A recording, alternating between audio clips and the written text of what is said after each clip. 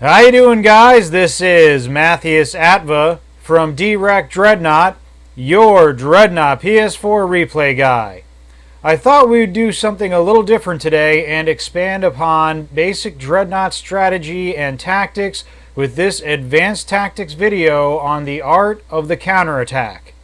If you are new to the game or are struggling a bit and want to watch a video on good basic game techniques to help improve your game before you tackle some of the more advanced stuff, please check out my video, 5 Tips to Make You a Better Dreadnought Player, which I will link at the end of this one. So you have a pretty good mastery of some of the basics, like using cover and shields, maneuvering and using the map to your advantage, and using good basic teamwork and communication. What's next? Well, let's start with the counterattack. First, we will briefly explore some basic concepts from history and strategy games, then we will take a look at a couple basic counterattack techniques, and at the end we'll bring it all together and see what a defensive counterattack battle plan would look like in a Dreadnought game match. So, why counterattack? Why not just line up like the honorable Greeks of old and just slug it out in a thin, wide line, or just form into heel balls and bounce into the enemy like two planetoids colliding? Well, simply put, to gain a tactical advantage, to break the stalemate and gain an edge over an enemy that probably has a similar ship build or tier. If all things are equal and two players have similar ships and similar builds, the game becomes nothing but a grinding quest for bigger, better ships and modules.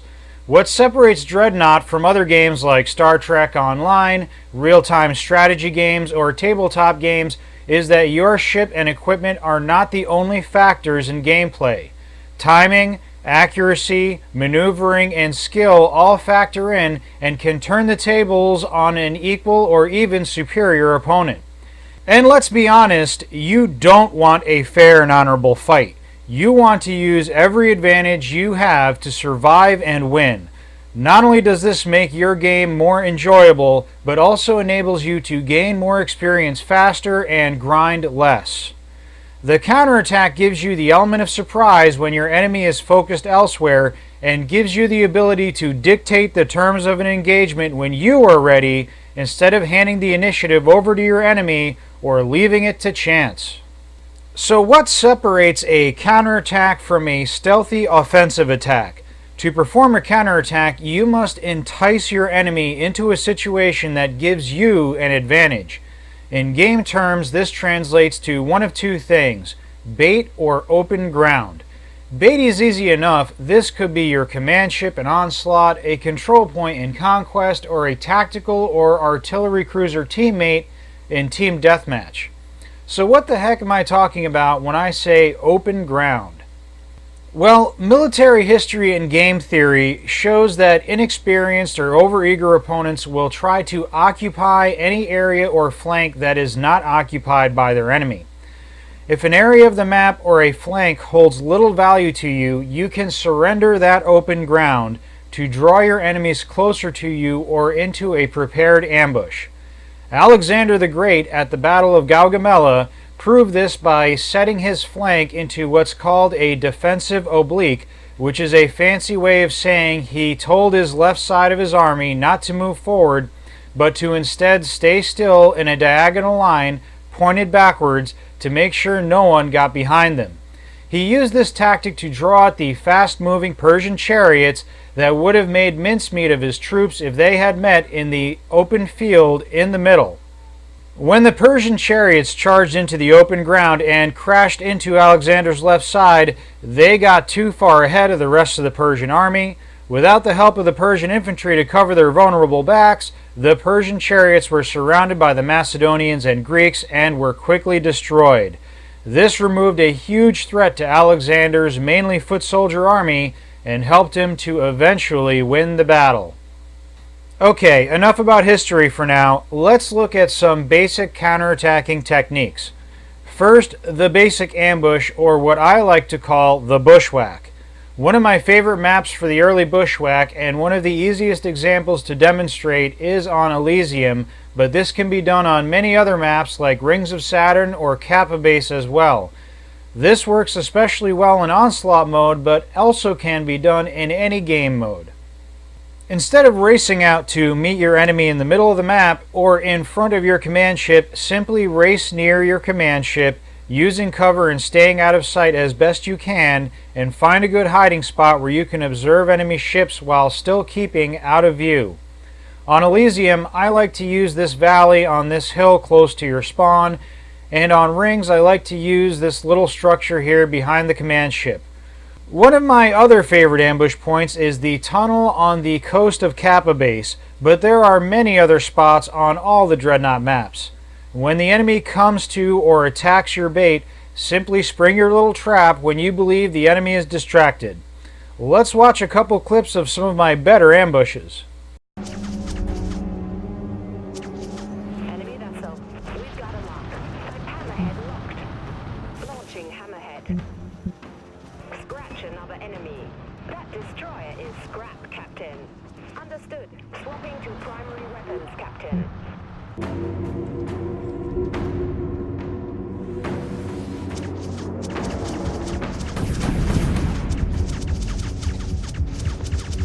Disruptor missile locked. Launch disruptor missile. Aye, Captain. Enemy command ship destroyed. Evasive maneuvers activated. Hostile contact sighted. Understood. Swapping to primary weapons, Captain. Our command ship has been downed. Good night. Corvette's going down. Firing up. Thrusters aren't yet operational.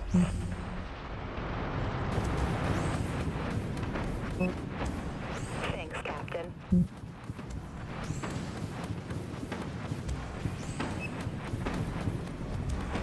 Activated. Put an end to that pile of scrap. Disruptor missiles locked on. Got a bearing on the enemy ship. Full power to maneuvering thrusters. Evasive maneuvers, aye, Captain. Launch disruptor missile, aye, Captain. Maneuvering thrusters still offline. It's a strain, Captain. That did it. Enemy hull collapsed. Okay, Math, that seems simple enough, but what if there are multiple enemies and they are either in a nice formation or are really paying attention? Also, what if there is no bait?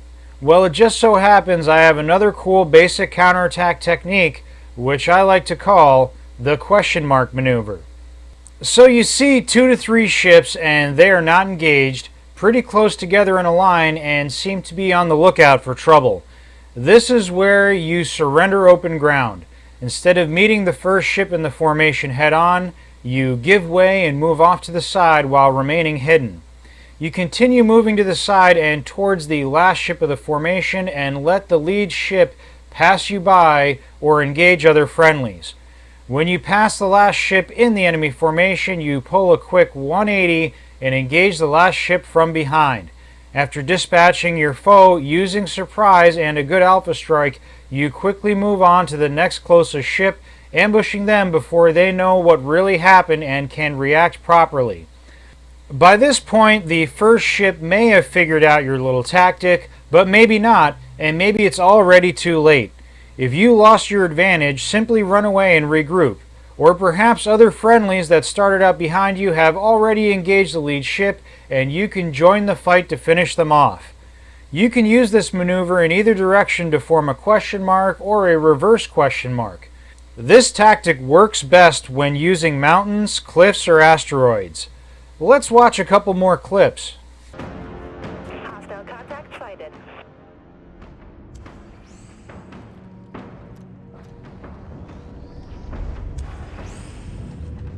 Torpedoes have solid lock. Torpedo away. Hammerhead's got a lock. Yes. Scrapped an artillery cruiser. Launching. Still recharging pulse generator. Enemy destroyer scrapped. That was impressive.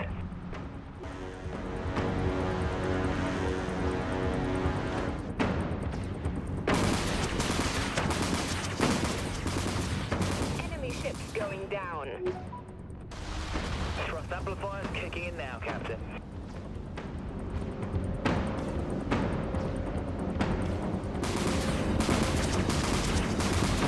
Scratch 2 in a row. Full power to forward thrusters. Torpedo launched. Thrust amplifiers range, Captain.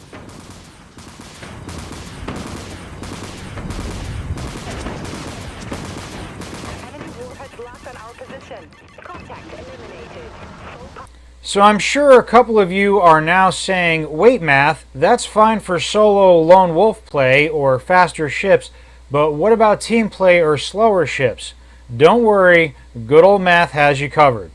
So last, let's take a look at an advanced team ambush technique called Defeat in Detail. Defeat in Detail is an old battlefield strategy made famous by the great General Napoleon Bonaparte, Emperor of France. Brutal dictator Joseph Stalin once said, "Quantity has a quality all its own."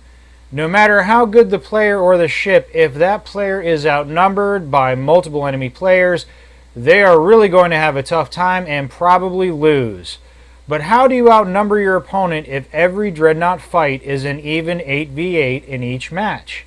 Well, the trick is to have more ships in one particular part of the map than the other team does at one particular point in time without letting the enemy outnumber your team anywhere else on the map at that one specific point in time.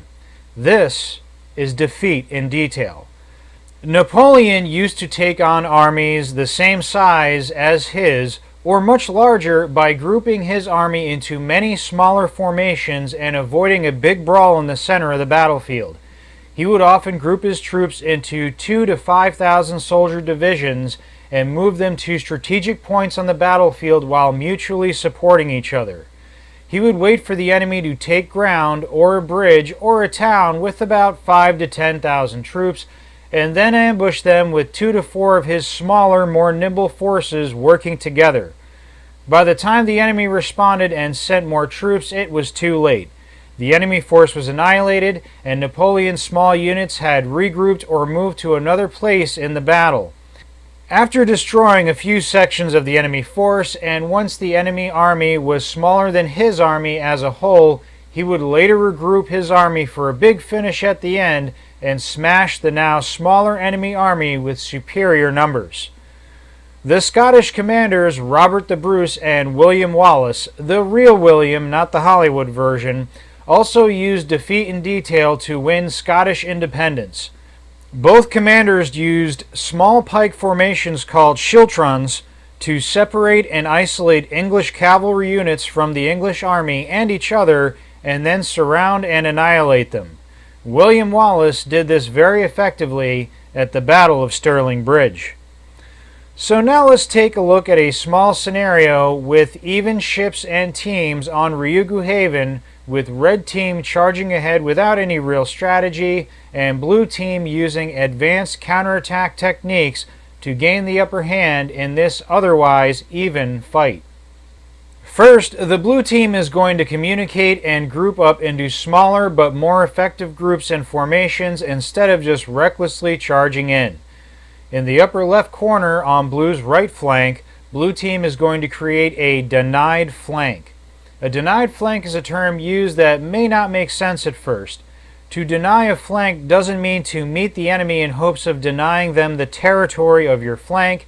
It actually means to deny the enemy a fight for your flank, surrendering that ground to them in the hope that they will take it with half of their force and give you a 2-to-1 advantage in numbers on your other flank. Blue team's corvettes decide to pair up on the denied flank, but instead of going to meet the enemy ships, they will use stealth and cover and the question mark maneuver to let the enemy pass by and strike at more vulnerable ships from behind. On blue's center, the Voronezh is going to anchor their formation with the help of cover from Ryugu's central spire and with support from blue team's tactical cruiser. Meanwhile, on blue's left flank on the upper right-hand side of the map, blue's Jutland, Dola destroyer, and artillery cruiser are going to form into a defensive oblique or a half wedge with the weaker ships towards the rear, but with no friendly ships directly in front to block friendly fire. Finally, the blue Vindicta is on the extreme left flank, hiding and waiting in ambush for any red team players that have charged ahead to claim open ground, scout, or raid. Red Team's Medusa, as many inexperienced Corvette players often do, charges straight into the Blue Team but finds itself outnumbered and is destroyed. Blue Team's Corvette pack has let the enemy Dreadnought and Vindicta pass by and begin engaging Blue's center while they travel behind the group and tag team the enemy Aeon. Meanwhile, the Blue Dola on Blue's opposite flank has intercepted a Valkor and it was finished off with a Vindicta ambush. Already, Red Team is at a disadvantage and pretty spread out. The Red Dreadnoughts push ahead because they are too slow to retreat. The Red Dola and the artillery cruiser are too busy trying to get good shots to pay attention, but the Red Vindicta has turned back to try to hunt down the Blue Corvette team. The Red Vinny gets the Blue Valkor, but not before it and the Medusa double team the Red Artie, and the Medusa uses the confusion to regroup with the rest of Blue Team. The Red and Blue Voronezh Dreadnoughts have engaged each other, but the Blue one has tactical support and the Red one does not. Meanwhile, the Red and Blue Jutlans have engaged each other, as has the Red and Blue Dolas. But the Blue Artillery can take shots at the Red players while the Red Artillery is waiting to respawn. What makes matters worse is that the Blue Vindicta has just ambushed the Red Dola while it was distracted, and it was bullied by the two Blue Destroyers and is now destroyed as well. The Red Jutland, now outnumbered 3-1, quickly goes down, while the Red Vindicta and respawned Red Corvettes catch up to finish off the Blue Dola. The Blue Vinny is forced to retreat, but the damage here is already done.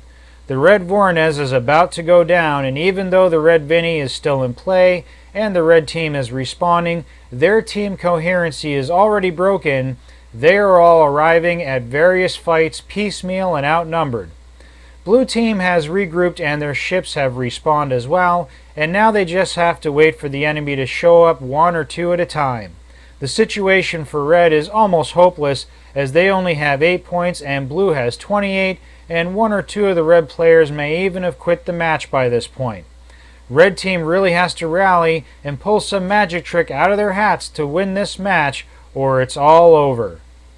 I hope this little scenario and the previous replay clips showed you the effectiveness of defensive counterattack tactics and strategy.